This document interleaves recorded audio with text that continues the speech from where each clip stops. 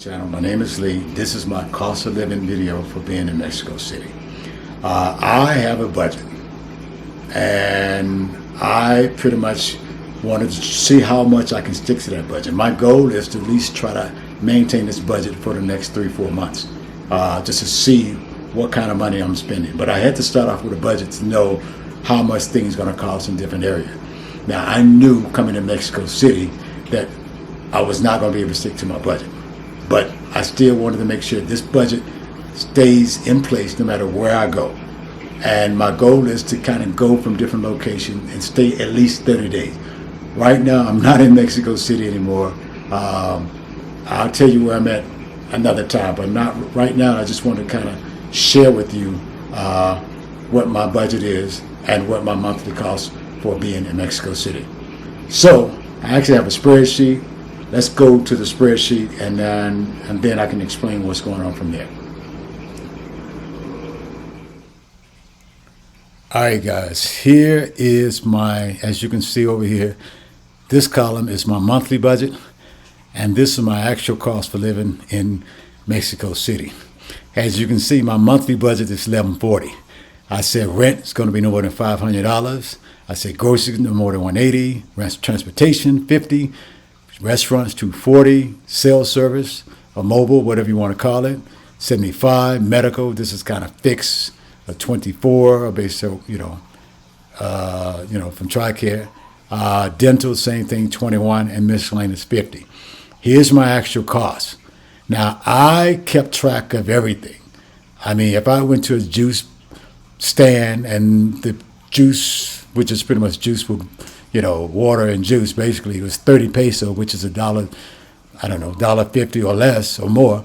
I kept track of it because I wanted to see what I actually spent, no matter what it was, from a 50-cent bag of chips to, $10 at Panda Express, to buy some, well, obviously it's cheaper than that, but just the point I'm trying to make is that I kept track of everything.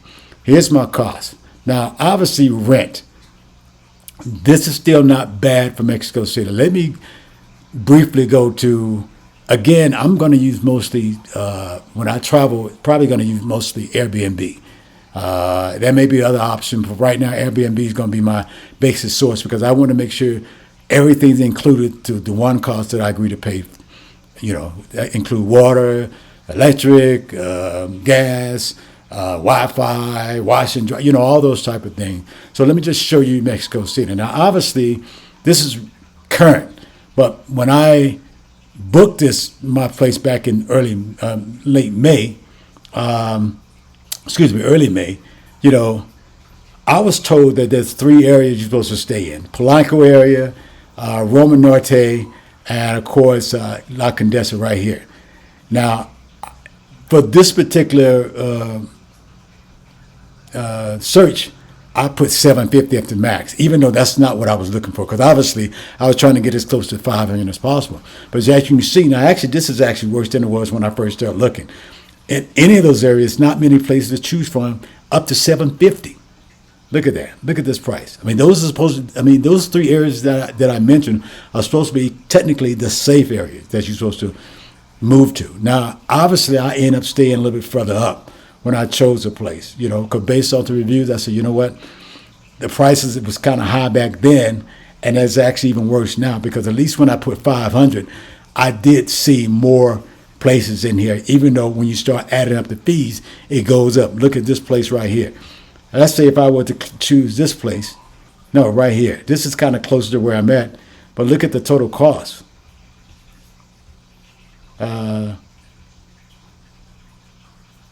I put date. Oh, okay. I guess it's date. I guess somebody took this place when I created the screen. Let's kind of go back to another one here. Let's go right here. Here, 676. Look at that. 676. Easy to go to 908. Look at the fees here. 908. That's almost extra $200. You know what I mean? Actually almost $300 or less than $300. I wasn't planning on spending that to go to Mexico City. You know what I mean? I might have changed my plan, but I think you kind of get the point that if you come to Mexico City, it can be very kind of expensive. Now, if that's your budget, then that's fine and dandy. But you probably will want more. I was looking for a basic studio or one bedroom apartment, whatever, close to $500 or $600. And I end up in a studio in Kelowna, in the Reforma area, which is about a 30-minute walk. I mean, you notice from my previous videos that I walked a lot because it's about 35 minutes to get to the class that I was attending, in Condesa and Roma and places like that. So just kind of want to give you just a gauge of what it costs to live in Mexico City. Let's go back to the actual budget. Again, groceries. I went to Walmart. Thankfully, there was a Walmart there. This is a little bit higher, I think, because I ate out most of the time, but it's still based on what I was planning on spending. You know what I mean? A little bit close. Transportation.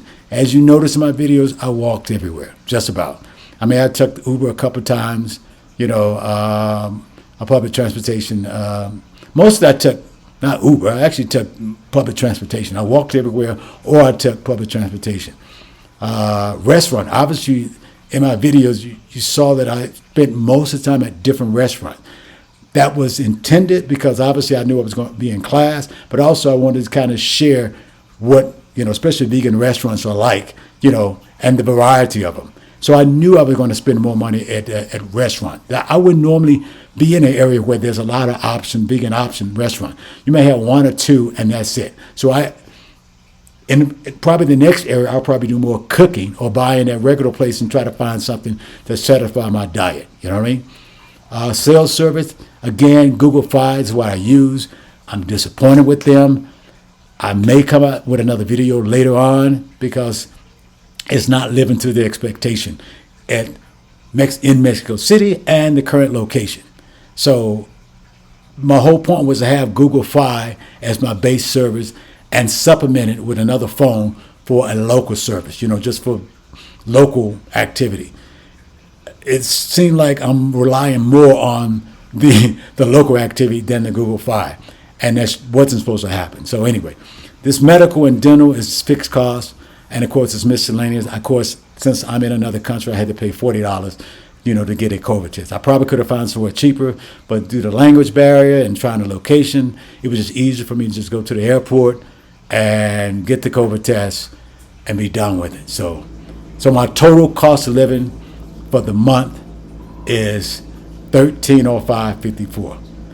I do not expect to spend that amount for at the current location, but I will definitely share that with you in the next video. So again, I just want to share with you what my cost of living. If you have any question, please drop a comment below.